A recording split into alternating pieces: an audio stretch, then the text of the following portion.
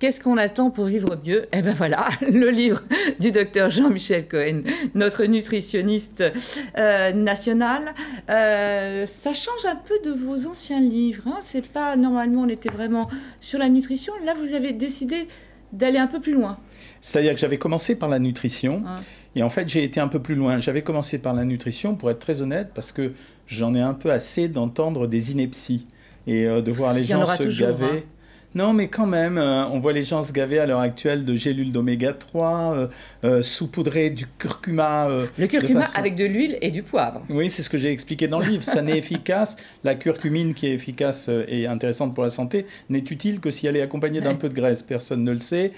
D'entendre négliger l'intérêt des fibres, alors que j'explique que la pectine, qui est une fibre, est extrêmement importante au moment où on se soucie des substances environnementales. Donc, et essayer de rassembler pour éliminer tout ça. les toxines, rappelons-le. Hein, voilà, mais c'est surtout parce que c'est un absorbeur. Ça veut dire que quand vous mangez des pectines, on les trouve notamment dans les pommes, les coings, les carottes, les mûres, les myrtilles, les groseilles.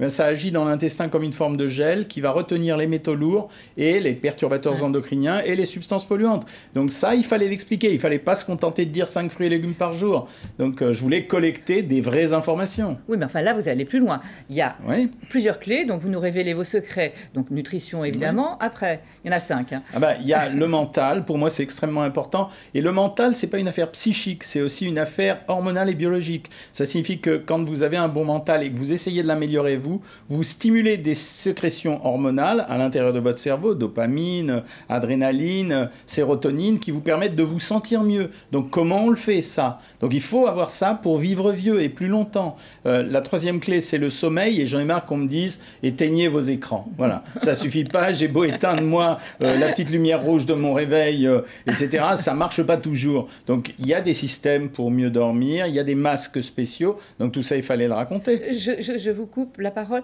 J'ai bien aimé dans le chapitre sur le sommeil, le petit conseil du matin du réveil. Je pense qu'on l'a tous fait avec nos nouveaux smartphones. On met rappel ou on met à sonner plus tard, etc. Et là vous dites arrêtez ça, surtout pas. Ouais, voilà, c'est des petites choses bêtes mais qui fonctionnent, et tout le monde se contente toujours de donner les anecdotes qu'on a lues à droite à gauche. Donc je voulais collecter de la vraie information. La quatrième clé, c'est que je dirige un grand cabinet médical. Franchement, les gens qui font du sport pour aller mieux ou pour maigrir et qui se fracturent les ménisques, les condyles fémoraux, les rotules, etc., ça va. On vous demande d'avoir une activité physique, on ne vous demande pas de ressembler au champion du monde du 100 mètres. Voilà, donc, et expliquer qu'on dépense autant d'énergie quand on marche à 7 à l'heure que quand on court à 14 à l'heure. Alors pourquoi aller se fracasser? Et ça a fait du mal à des gens. Et enfin, la cinquième clé, là, c'est un clin d'œil. C'est pour dire que je reconnais mes erreurs. Les cosmétiques, je me suis longtemps moqué de ça, en disant, et notamment auprès de mon épouse, les cosmétiques, bon, c'est un truc de fille, etc.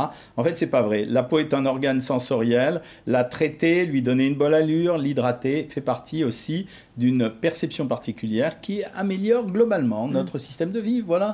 Mais donc, en fait, c'est pas du tout... je veux pas vous vexer. Ne me vexez pas. Mais en fait, c'est du bon sens. Et je trouve que c'est formidable. Non, mais c'est formidable d'écrire un livre de bon sens. On a tellement de livres où on voit qu'on essaie d'être à la mode, on essaie d'expliquer, alors que là, on se retrouve. Tout ce que vous nous dites, ça nous paraît après une évidence, sauf qu'on ne nous le dit pas. Et voilà. Non, mais parce qu'on est dans une société qui privilégie le sensationnel. Ouais. Où la personne vient à l'écran et vous raconter qu'il a mangé du safran et que depuis il a gagné 10 ans de vie, ça marche. En termes médiatiques, ça marche. Mais c'est idiot de dire ça. Et donc, je voulais donner de la vraie matière et dire, voilà, tout le monde veut parler de nutrition. Il y a des gens qui connaissent un peu plus que d'autres. Et je me permets de prendre la parole cette fois-ci pour rétablir les vérités.